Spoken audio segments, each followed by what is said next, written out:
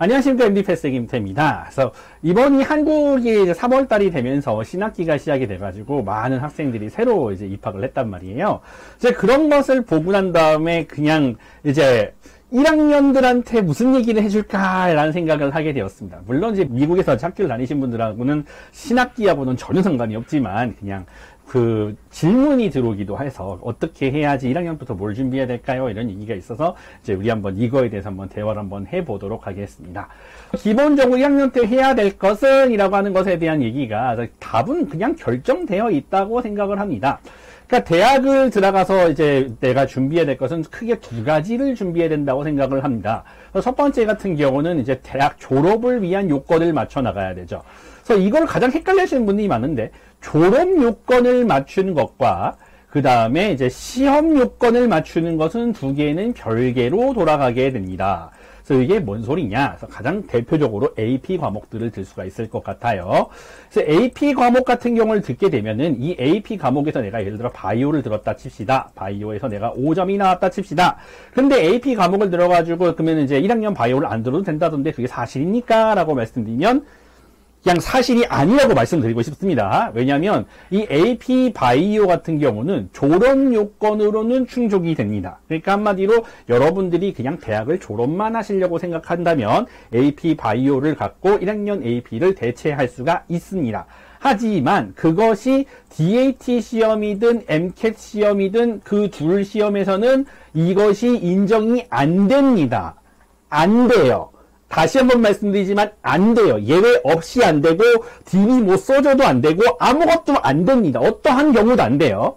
이 두 시험은 무조건 바이오가 랩이 들어가 있지 않은 바이오는 절대 죽었다 깨나도 인정이 안 됩니다. 그러니까 AP 바이오를 들으셨던 뭘 들으셨던 상관없이 무조건 1학년 때 과목을 들으시는 것을 강력히 추천해 드립니다. 1학년 때 대체로 과목이 두 가지가 많이 어렵게 되는데 이제 바이오가 이제 굉장히 어렵습니다. 그래서 바이오 1학년 같은 경우는 이거가 진짜 제가 생각할 때는 1학년 그 학교 중에 그 공부 양의 절반을 혼자 차지하지 않을까 싶을 정도로 진짜 너무 공부할 게 많고 외울 거 많고 정말 미칠 듯이 공부할 것이 많은 거라고 생각합니다. 그래갖고 여러분들의 시간이 되신다 치면은 미리 바이오를 선행한 걸 추천드리고 AP 바이오를 공부하시는 것도 강력히 추천을 드리는 바입니다. 그래서 이걸 공부하게 되면은 1학년 때 좀 그나마 좀 숨을 쉴 수 있게 되죠. 그 다음에 이제 젠캠을 1학년 때 듣게 되는데 1학년 젠캠 같은 경우도 사실 바이오만큼 어렵지는 않아가지고 젠캠을 잘하는 친구들은 의외로 많습니다. 그래서 요거 같은 경우는 괜찮은 편이지요.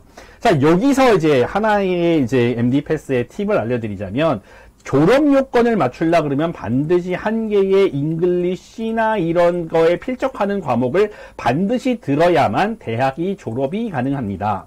근데 요것의 특징이 뭐냐면 점수를 안 주는 걸로 굉장히 유명하기 때문에 많은 대학 같은 경우는 패스나 페일로 요것을 바꿔놓기도 하지요. 그래서 이게 패스나 페일로 바꿔놨었을 때는 이제 이런 과목을 들으셔도 괜찮습니다만 이게 성적이 나온다, 뭐 예를 들어 이렇게 무슨 뭐 이렇게 그레이드가 나온다 치면은 요런 과목 같은 경우는 좀 뒤로 많이 빼는 게 중요하지 않을까? 한 4학년 때로 요 과목을 돌려놓는 것도 강력히 추천을 해드리는 바입니다.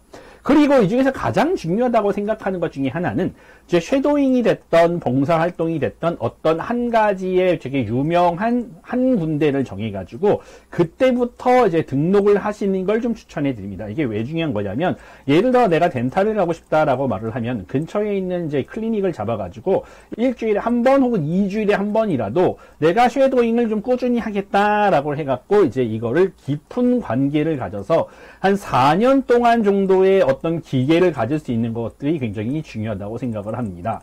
그래가지고 어떤 한 군데에서 3년, 4년을 가지고 이제 어떤 커미먼트를 보여줄 수 있다라고 하는 것이 이 사람은 정말 1학년 때부터 덴탈 섀도잉을 하는 걸 보았었을 때 얘는 진짜 찐으로 덴탈 스쿨을 가고 싶어 하는구나. 정말 어떤 덴티스트한테 뭔가 레커멘데이션 레터를 써달라고 할 때도 그 얘기가 4년 알고 쓴 거랑 3개월 알고 쓴 거랑은 얘기가 급이 다르잖아요. 그렇게 됐었을 때 그러니까 너무 목숨 걸지 않으시고 그냥 그냥 어떤 분들과 관계를 맺기 시작하시는 것을 강력히 추천해 드립니다. 그래서 예를 들어 뭐 병원에서 봉사활동을 한다 이렇게 쳤을 때는 그냥 딱 몰아치지 말고 그냥 일주일에 한 번, 예를 들어 2주일에 한 번 절대 학업이나 이런 데 부담 갖지 않을 정도에서 오랫동안 관계를 맺고 하는 것을 강력히 추천해 드리는 바입니다.